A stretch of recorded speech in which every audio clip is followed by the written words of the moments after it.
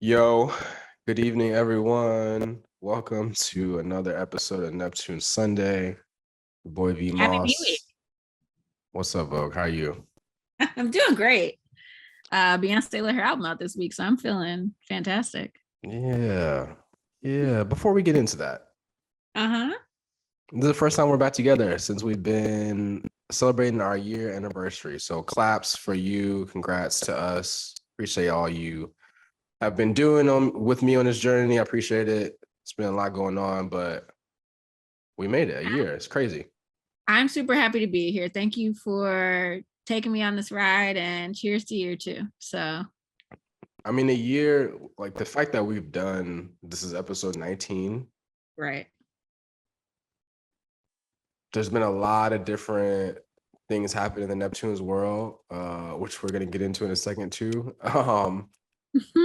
But yeah, I mean, a year doing anything for a year, like straight up is a big deal. Yes. Like Yeah. that is a big deal. So appreciate We have everybody real listening.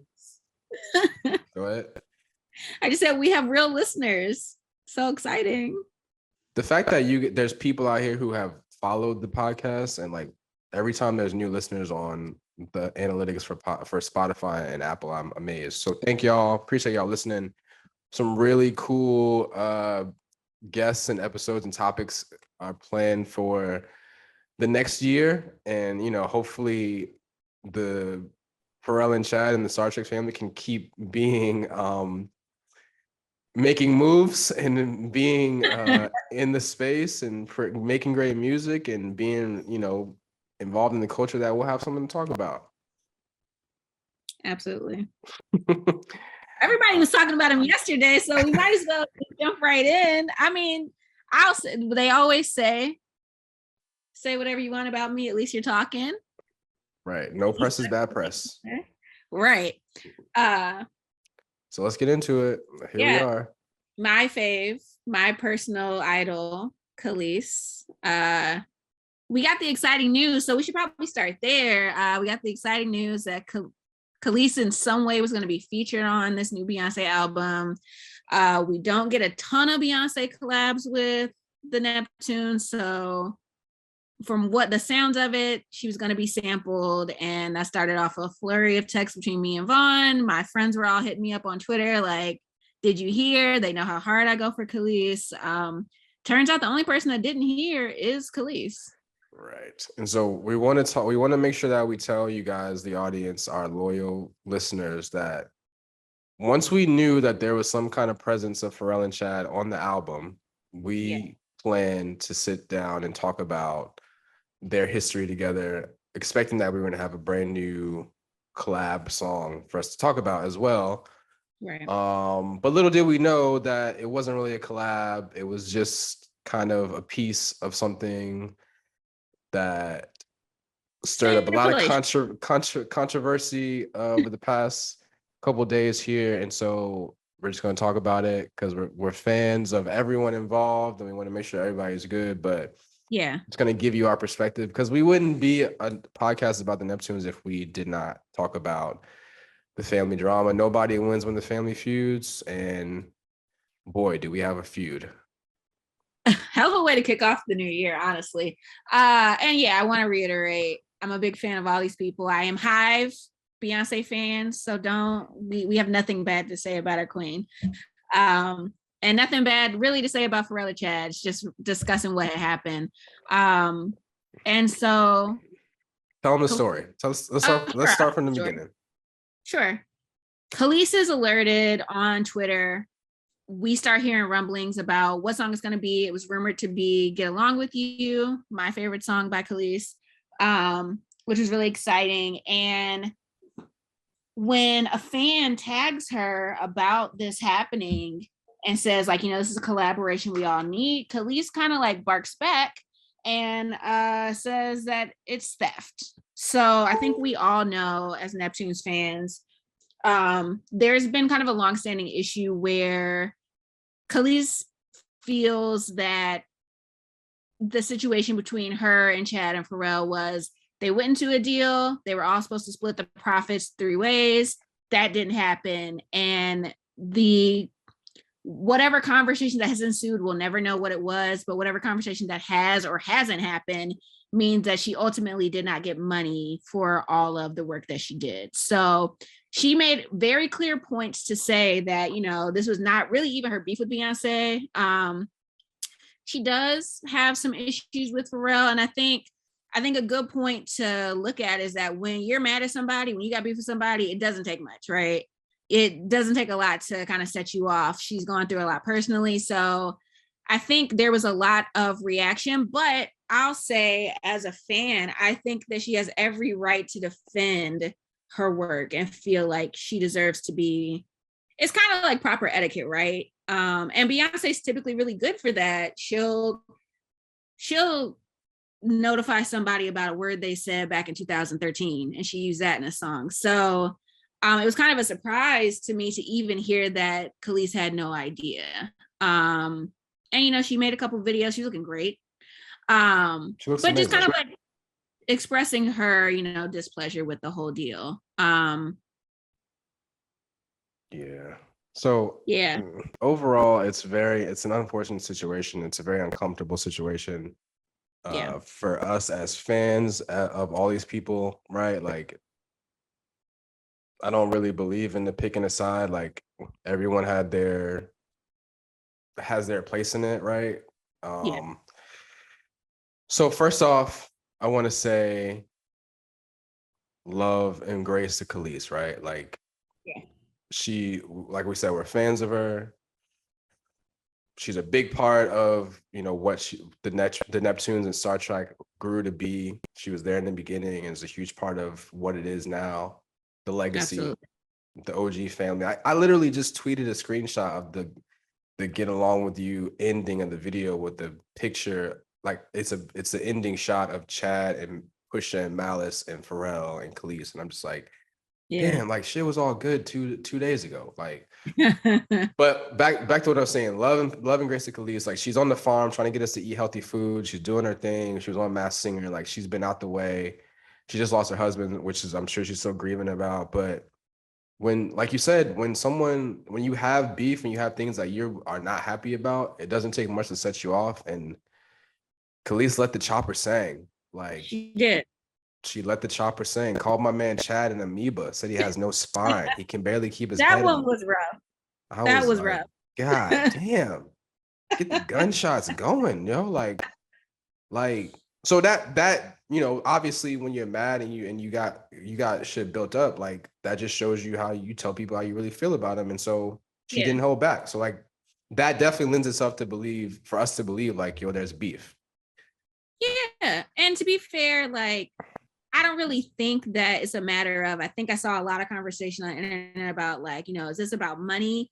And I think that she has an understanding. If you don't own your masters, you know, you don't own your masters. Right. I don't think we have to call her attention to that. I think it's more of a sign of respect, like I was saying. Like, just give me a heads up, ask to use my sound or whatever it is that we're using on this track.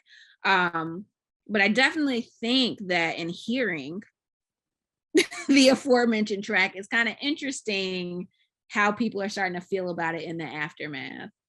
Right. And she even changed her tone a bit after she heard it, right? Like, all the rumblings in the beginning was that it was a sample of her from a song. It wasn't even the song that people thought it was going to be. Then it turns out when you hear it, it's literally just an interpolation of Beyonce singing La La La La from, like, a little like short ditty from Milkshake, but it's background vocals too. And so, you know, to the one hand, like, in a best case scenario, like, I don't know, relationship between Kelis and B, it appears to be strained already before this. So maybe that's the reason why no one reaches out to her and says, hey, I'm going to do this very little small thing. But at the same time, in Beyonce's defense, you could say, hey, like, the fact that she even put her name on it, knowing that that Kelis is not the owner of those published, like, she didn't have to do that. Like, she could have just given Pharrell and Chad there and then it'd be fine. Like, there's so many what ifs and so many, like, who did this and who did that. Like, it's all bad energy. It's bad juju. And I hate it. And I hate that we're having this conversation. And I hate that it puts us in a position where we got to make somebody the bad guy but damn. Yeah, I mean, I want y'all to know we were both stressed yesterday. I had to make a couple calls to get it off my chest and not put it on the internet. Yeah, I mean, I definitely feel like after hearing the song, like the song is energy. It's like track 5 on the album. It's a really good song. I had to listen to the song multiple times to hear the interpolations, the vocal interpolation, if you're getting technical, which basically means instead of using the direct sample from the music, they re-record it in some way, whether it's production, interpolation, vocal interpolation. And so it's a dope song. And I felt like once I heard it, I was like, that felt like from Beyonce, like a big ups. Like, I'm not going to use something that sounds like your stuff without giving you some kind of nod. So like, I appreciate that. And it's something that I think Beyonce has well established herself to do throughout her career, to be really cognizant of the people she's taking influence from and making sure they get the proper recognition. I would like, and this is not to say I want to reiterate that I have no idea what's going on between them. It's not really my business to know. I would love understanding where their relationship started. It seems so positive and like a family relationship. And Kelis has confirmed that. So like, I'm not pulling that out of thin air. I would like to see there be some kind of follow-up as to why she doesn't get her full publishing or the full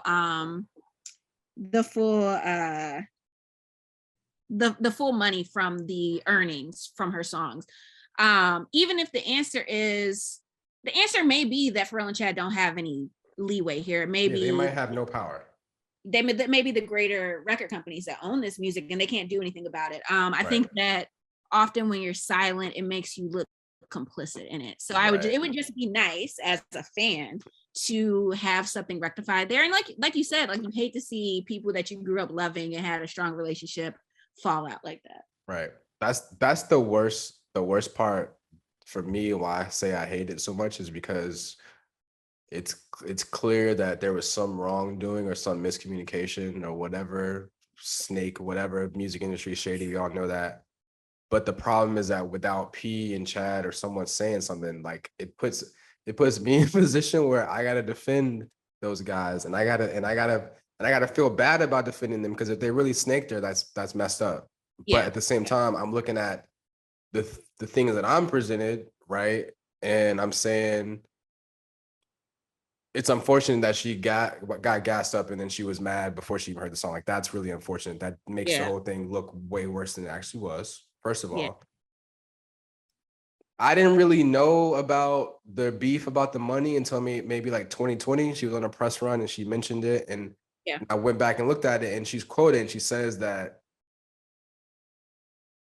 she alludes to a bad deal, but she also alludes to the fact that she was specifically mad about sharing album sales, which if you're saying you didn't get any money from the sales, that's cool. That's a completely separate conversation from the internet world that's talking yesterday about percentages and splits of publishing and writing credits and who's listed as this. Like, that's a completely different conversation.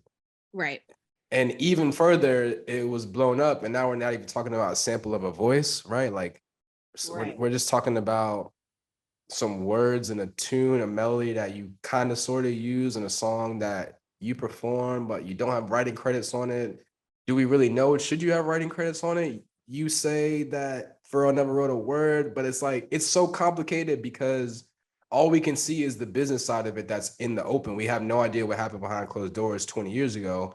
And that puts us in a bad position, because I'm looking at it and I say, okay, you say that Pharrell never wrote a word, but at the same time, there's songs that for anyone, and this is not necessarily her doing it, but what it led to it blowing up on the internet is people saying that they took all of this stuff from her. But there are songs that they made together, the three of them, that have all three of them credit on it. Yeah. The majority of them don't. So, I mean, like, we can only go on what is listed on the credits. That's unfair to say, like, that's absolute, but it's all that we can see. So we're going against her word, against what's actually in the paper. You know, I also am uncomfortable with citing the legal side of it, because we know the law, like, people can interpret the law to do whatever they want. And as are people that usually don't work in our favor. So I don't really want to call that. It's just overall, I come back to saying it's unfortunate. Yeah. It's uncomfortable for a lot of people, including us. Yeah, And you captured it perfectly. Like I'm nobody's lawyer. I don't know the realities. All the only thing I will say about that is the obvious thing, which is you got a bunch of 19, 20 something year olds going into record deals. It's bad. People are bound to make mistakes. I think this is something that happens all the time in the hip hop community, that as fans, we talk about it a lot. You can get into the intentions behind behaviors, but the reality is it's just tricky. Music industry is difficult to navigate, especially for a young person. Like we just got past a lot of the Megan Thee Stallion, the 1501 stuff. So it's still happening. It's not like a new thing. I hope they can resolve it in a way that like brings peace to everybody and everybody feels like they got their just due. You know what I mean? Yeah, for sure. I think, it's unfortunate, and I feel bad just because I don't know, I just feel bad about the whole thing. It just makes me feel real Yeah. like I don't know, man. Like I feel bad because we're defending somebody who is accused of being a snake, but this is our guy though. And Yeah. people are not perfect. Like if and that's the other part that makes it so uncomfortable is if he were to come up and just say like, yeah, man, we did a bad deal with her and we owe her some money and we're gonna figure it Yeah. out. Or like, oh, or even to come out and defend himself would make it an easier conversation for us, right? Like, It would make it easier. but who are we? We're just two fans talking into a microphone on the internet, man. So I want to say two things. Number one, Kelis, if I ever meet you, I'm on your side, boo. I want to just put that on record. But also like people on the internet gotta go easy. That like we're saying clearly like we're not lawyers, but neither are most of you. Like I have a few people I follow who have worked in entertainment, work in entertainment law, yada yada. There was a lot of extrapolation of the situation yesterday that I felt was like really uncalled for. right, And especially for both Beyonce and Kelis, there were like some things said in both of those directions. I was like, this is not the right energy to come about this with. right. Like, it just felt needless. And people say a lot of stuff when you're behind a keyboard. So, Yeah, man. There's depending on what side you took, people were saying some nasty stuff, and I think it's important. I think I mentioned, maybe I said this again. I don't know. We had already planned to do this episode before there yeah. was drama yesterday. As soon as we knew that there was some kind of presence of Pharrell and Chat on this album, which we had hoped and we expected and were happy about, we plan to have this episode and talk about, which we're going to get into in a second, the greatness that Beyonce and Pharrell and Chad have made together over the years. We wish we had an actual song, a new song to talk about, but we don't. So instead, we just talked about this whole Kelis thing.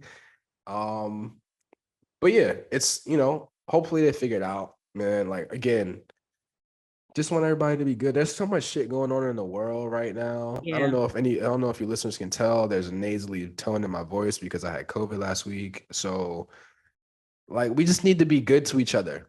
Yeah. And I think Absolutely. that was the biggest thing that was like gross about yesterday. Is just like everyone's just being so mad and just like not being objective about it. Like, Yeah. Yeah. hey, I don't know nothing about it, man. P, if you owe him money, damn, you should try to figure that out. And Yeah. please, damn, you gotta say my man is an amoeba, like all of that. Like just it just and then then the Beehive was just like, well, Yeah. it was For mm. somebody who made it really clear that like she wasn't even really coming at Beyonce like that. So it's just like, y'all gotta relax. Touch some grass. It's gonna be okay. Kelis's mother, Beyonce's mother, like relax. Everybody calm down. Yeah, man. Yeah, man. Hopefully everyone that listens followed me on Twitter and saw me tweet this morning about how I text Vogue yesterday and said the Bird app is not the place for nuanced conversation. Chill out. That's why we have a podcast. So I have here some we choice are. words ready to go, but I saved it all for just now. So you guys got the best of it. Here we are. Here we are. Okay, let's wrap that up. Yeah. Let's It talk is about it's gonna be what it's gonna be. celebrations. So let's get into B. Yeah. So, like we mentioned, the main purpose of this episode was to talk about the collaborations between Pharrell, Chad, the Neptunes, and Beyonce, Giselle Knowles Carter. Don't let me fuck that up. I'll be in trouble. But but yeah, so there's a handful of them that people love and talk about a lot, and I think there's a couple other ones that hopefully will give you guys some insight on. But let's start off with talk about a couple of the Destiny Child joints. So One of the I didn't realize this until you put me on. Emotions was actually produced by yeah, the Emotions Neptune. remix. That's my joint. Yeah, and Nuclear, which is a song I hadn't heard before. I felt like I had heard that record, but Nuclear was something I was unfamiliar with. But I think more interestingly, Jay is kind of like the portal between Beyonce and the Neptunes, because he obviously has like a very strong relationship with Pharrell and Chad, and they work together tons of times. I don't think that I ever expect to hear a Jay project that doesn't have the Neptunes production on it. And so when they did the Everything Is Love album, there were a number of collabs. Ape Shit, Nice. There also was some production at the end of Liftoff, which was the one with Kanye. Yeah. Do you have any thoughts about those songs? So, back to Emotions remix, I think Emotions remix is I think is an underrated part of the 2002 run Yeah. that people don't necessarily mention a lot, which is surprising because it's Beyonce. Yeah. Yeah. And then Nuclear was something I discovered later. I think it's got a up tempo beat that kind of foreshadowed a little bit of the dance era that we're in, which is dope. Yeah. And then like you said, I definitely agree. Jay being the bridge between Pharrell and Chad to Beyonce. We talk about the Carter's album all the time about how people sleep on it. Ape Shit and Nice are like, I love Nice. I talk about it all the time about how I have to rap Jay-Z's verse word for word or I have to start the song over. But I think it's always funny when people don't realize about the ending part of the outro of Liftoff Yeah. on the Watch the Throne album. Also, it's always interesting to me that people didn't realize or couldn't hear that if you listen to Beyonce's part on the whole song, like it literally it sounds like Bruno Mars. Bruno Mars wrote it, but I think there was talks about him actually singing it on there, but Beyonce singing it instead. But just the tone and like the way it's the way she sings it, it sounds like Bruno Mars. So, but yes, that's the intro. I mean, not the outro to Lift Off. Yeah. It's interesting once you understand people's production, songwriting style. I mean, I would say the same thing for P as a songwriter. I can tell when a song is written by Pharrell. Because he has like a very particular tone and cadence and that kind of thing. So stuff like that I can usually pick up without being told that it's like a Neptune's influence track in some way. Yeah, for sure. So I'm pretty sure this is the first collaboration between the Neptunes and Beyonce. Well, the first song we're going to talk about is "Work It Out" from the Austin Powers Gold Member soundtrack. Actually, fun fact: last Friday, a week ago from today was. Oh, I just gave it away that it's not Sunday. No one cares. Last Friday was the 20th anniversary of the release of the Gold Member movie, which is cool. I just feel like overall this song is slept on because Oh yeah. people did not like the movie or people thought the movie was goofy or Beyonce wasn't good in the movie. Like it's literally it's a goofy movie. Like it's supposed to be It's not supposed to be serious. it's supposed to be stupid. And Beyonce, I think Beyonce did fine in it. But the song is amazing. Shout out to Chad Blow Your Horn now. Like one day we'll do an episode of all of our favorite Chad on the horn songs, and that's gonna be at close to the top of the list, if not at the top. Oh, absolutely. I think this song in particular, but what is good about the Neptunes and Beyonce together is her ability allows them to like play. And so like you get the funky horns and you get to experiment. And I remember the song coming out. Yeah, we had to be in high school. And I really like it's a really good song. It's a fun video. It's a good time. Yeah, 2000. Yeah, 2002. Yeah, it's got a great bridge too. It's got a great bridge, Yeah, which is kind of one of the Neptunes are known for having really dope absolutely. bridges in some of the songs. So okay, um, Uh, let's talk about Pink and White. Pink and White's one of my favorites. Frank Ocean track that I think everybody knows is on his last project, Blonde. I what I love about this song, and it's a weird thing to love, is that it's a creditless Beyonce feature. How many people can tell you that they get a Beyonce feature? She doesn't feature on anybody's songs; they feature on her songs. It's like Frank Ocean and Megan Thee Stallion. That's it. And I know that Frank has done some songwriting work for her. He did Superpower and another one that's name is not in my head right now. But she just adds a really wonderful element to this song. It's like it has this really ethereal feel to it. Um it's like the second or third track on this album. It's like my happy place song. Yeah, I really love that song a lot too, and I think shout out to Naima and Music Sermon. They did their Black Music Month in June, and I did a Neptunes version on Yeah. Twitter. This was my song for, I guess it was the day where a song that every run ad lib vocalization. And I specifically said I know that for Beyonce's part at the end, and I really like once I realized it was Beyonce. First of all, when I realized it was Neptunes, obviously thumbs up, but then I didn't realize until later that Beyonce was at the end until I saw a video on the internet of Frank Ocean's mom being interviewed, Mm-hmm. and they asked her to pick between Blonde and Channel Orange, and it was very hard for her, but she brought up the point of how Beyonce being on Pink and White makes it one of her favorite songs, and that's why she chose Blonde. Oh yeah, I think that's funny. We have that in common. I know my landlords are tired of hearing me sing the end of this song. I actually have built in extra runs. Everybody, I won't be doing them right here, but it's a good song. So sticking with the Frank Ocean theme, our next song we're talking about Superpower.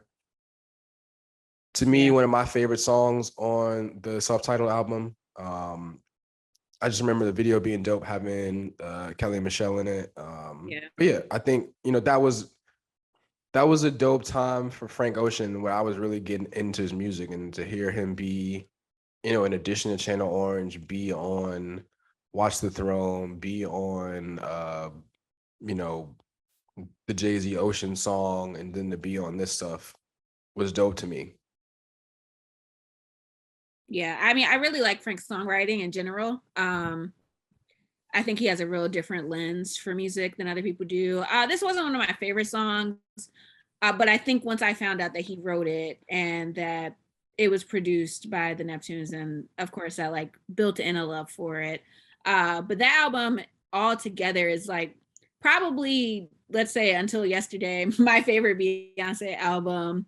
And also on that album is Below, Mm-hmm. one of my all-time favorite Beyonce tracks produced by Pharrell.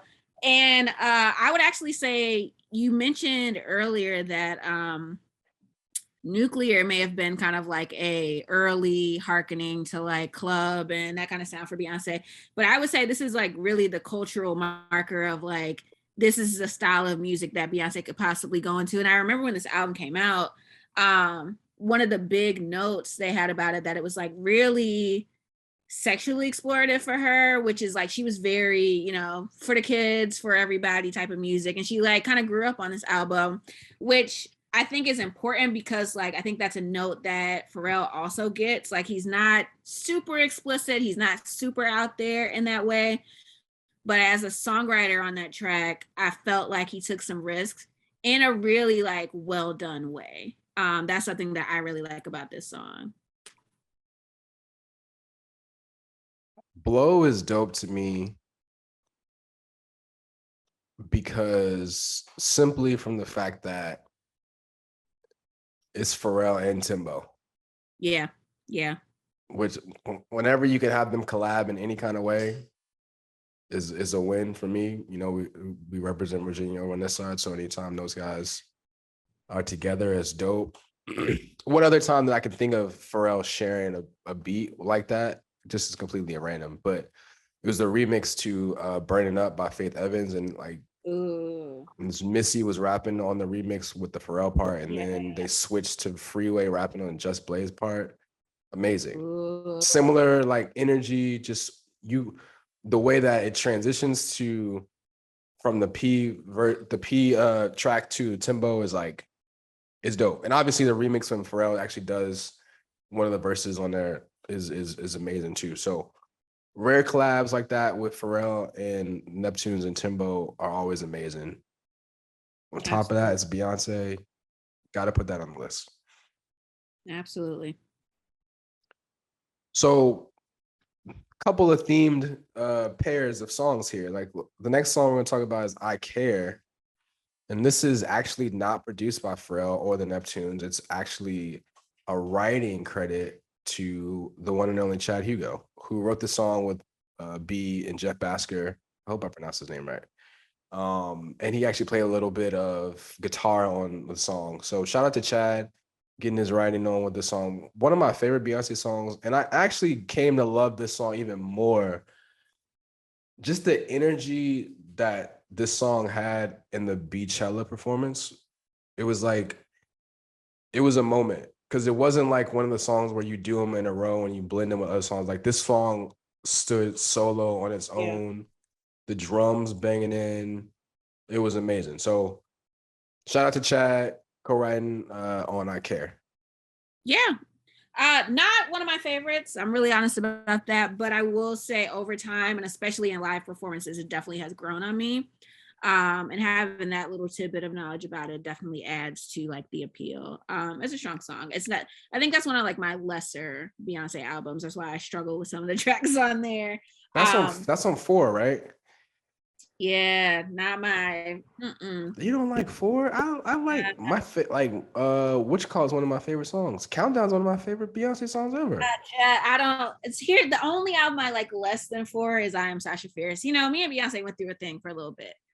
I'm fully indoctrinated in the theology of Beyonce now, but I had a rough couple of years. I'm not gonna lie to you. Look and see what else is on 4 that you're hating on, because I don't know. I feel that a lot of flack for that, so it's not just you. Okay, let me look at Love on Top, Party, Countdown. How can you be mad at Love on Top? How can you be mad at Love on Top? Dance for You, I Care. I do like Dance 1+1. Oof, yuck. End of Time. What's the last one you said? End of Time. Yeah, I mean, it's cool. I like it better than I Am Sasha Fierce. It's just not my favorite album. You know, I'm more of a, enough, I'm more of a pop bee. I'm more of a pop girl. So when she gets into her like disco funk, which she does a lot with the Neptunes, that's where I am. But when we get into the ballads, I'm like, I'm gonna go take a lunch break. End of Time is amazing. I do like that song. I like the songs. It's just they're just not my favorites. I have a lot of favorite Beyonce songs. Okay, I'm sorry. One of which I digress. One of the greatest Beyonce songs of all time, Kitty Cat. Also important, why I brought up the fact that Jay-Z is the bridge in between Beyonce and the Neptunes. Jay was a songwriter on Kitty Cat. Kitty Cat is a B-Stan favorite. Is something that she doesn't perform these songs from B-Day a lot, which we're all really sad about, but it's just like super funky. It has jazz and soul influences. And it's a fun song. It actually is kind of like a song kissing this guy off. So I think it's very funny that Jay wrote on it. But I feel like it's one of the first times, it's definitely not the first time, but it's one of the first times you see Beyonce kind of play around with rapping. And I'm almost positive that Jay probably wrote that part. Got diamonds on my neck, got diamonds on my records. To me, this is the best Neptunes and B collab. Yes. To me, B-Day is my favorite Beyonce album. Yes. That's a great note. Yeah, like this is my favorite Beyonce album because I grew up obviously, as you can imagine, with me being a person that's going to start a podcast about the Neptunes, that I grew up paying attention to who the producers were, and so Yeah. when this album came out in 2006, like first of all, Deja Vu was a smash, Yes. and like I remember performing that at the BET Awards. Like Deja Vu was everywhere in 2006. But this was a time when you had a big album and you brought out the big guns, the super producers, and that was a big deal. So Swizzy has 4 on here. Check Up on It, Ring the Alarm, Give Me Body, Upgrade You. You got 2 Hove features on here. Dark Child did Deja Vu. Rich Harrison was on fire. Had Freakum Dress and Strong album. Sugar Mama. Like even the cast that made Irreplaceable, the Stargate cats had like 3 bangers back to back with like that. Yeah. The Chris Brown joint and what was that Chris Brown song? And I Miss You, Boo. I was in the air. You know what I'm talking about? Yes. I don't know the name of the song. Either. I know exactly what song you're talking about. Shout out to Chris Brown, man. Virginia gets to the money. No. I literally was comment. Chris Brown. Yo, I can't believe this man is charging people $1,000 to come take pictures of him before the concert, and people are paying that. I can believe it. As my man Pusha and Malice so eloquently told the world, Virginia is for hustlers. And if that ain't hustling, $1,000 for a picture, like we go together, that I'm a post on the gram and then get framed and put in my living room, like, huh? $1,000 for that? Time and time again, Chris Brown has proven to me that he's from Virginia. I'm saying that. But anyway, back to what we were saying, and I mentioned, okay, I said everyone, Swizzy, Darkchild, Rich Harrison, and the Stargazer people, Stargate, whatever they were called, and then Neptunes had 2. It was only fitting at the time they had to have 1 or 2 on there, which was 06 was an important year for them. We talked about that was In My Mind year, which we just celebrated the anniversary of that this past Monday. Absolutely. So yeah, it was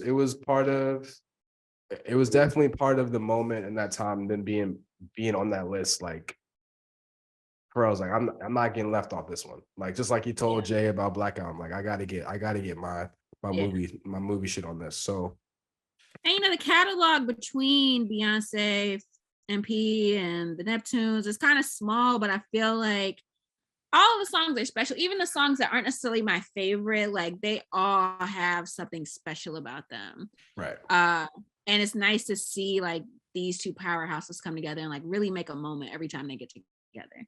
Yeah, for sure. Yeah. I have a question for you. This is just this is not in our show notes. Here we go. Because like a lot of these songs have like a feature or a writer that's also an artist. If Beyonce and the Neptunes work together again, who would you want to be that special extra element in that song? I have an answer. I was about to be an asshole and say Kelis. I guess I am an asshole. I just said it. Woo, wow, that's actually good. You know what I would love, and I don't know why he's my answer for everything today. I answered another question with this answer, but I would love to see the Neptunes, Beyonce, and Anderson .Paak. I like that. I like that a lot. Anderson, he's really like. First of all, like I said this on the episode about Something in the Water. Are we saying it wrong if we say Pac? Should we be saying Pac? Ooh, don't give me the line. Okay, you guys know who we're talking about. But that's my guy. Like I love all of his music that's come out. And Kelis wasn't my answer. Let me actually answer the question. So Beyonce and the Neptunes with a feature from somebody.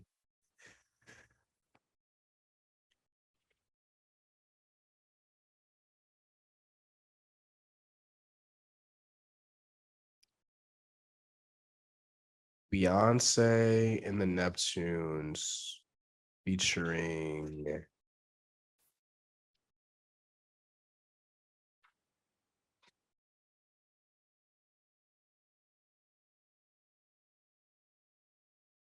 Andre 3000. Oh, okay. Yes. Okay. Okay. Yeah. I love that answer. Anytime we can get him out of retirement, man, like that'd be dope. You know, I kind of like his whole thing about just like walking around town talking to people. I think his energy, it would be hopefully it'd be something upbeat, right? Get him to just, like I would love him to get something with them and bring his like green light energy. Yeah. You know what I'm talking about? Yeah. John Legend joint. Yeah. Give me green light. I mean, I'm thinking about Party. Yeah, even that too. Yes, that same energy. Yes, that's. I would love another Beyonce and Andre 3000, but produced by the Neptunes. That would be dope. All right, what's your other question? That's it. I thought you said you had another question. Nah, that was it. I wanted to know what you thought. All right, guys. Well, the moral of the story is just be nice. Be nice. Just be nice on the internet. Be nice in your relationships with your family, friends, and coworkers. Music business is just shady, and business and friends like. You want to know something? I think the real moral of the story is if you can't be nice, be quiet. That is about everything. That is very true. If you can't be nice, be quiet. And maybe that's why Pharrell and Chad are being quiet. Ooh, things to think about, guys. And on that note, this ends another episode of Neptune Sunday. Your boy V Moss and Vogue here. Appreciate everybody listening. Got some good stuff coming up for you for the rest of the year. Make sure you go check out my episode I did with my boy Ron P. Ron P is part of, I think, a series of a couple episodes we're having in the next couple weeks here that are really with some people that have been in the crates in terms of pulling out a bunch of unreleased and stuff that people haven't heard. So just stay tuned to that. If you're interested into the B-sides, into the unreleased stuff that you might have never heard, go listen to the episode and then stay tuned for a couple other ones we got coming up. There's a big month in August, big anniversary coming in August. Stay tuned. A lot going on. If you know what I'm talking about, just know what I'm talking about. I'm not going to say it. I think you can figure it out because it's Vaughn. It's a lot going on in August. We got a lot of cool stuff planned for August to celebrate that anniversary. Again, we made it a year. We appreciate you guys listening. So peace and love. Catch you next Neptune Sunday. Bye, guys. Go dance to Beyonce. You won't break my soul.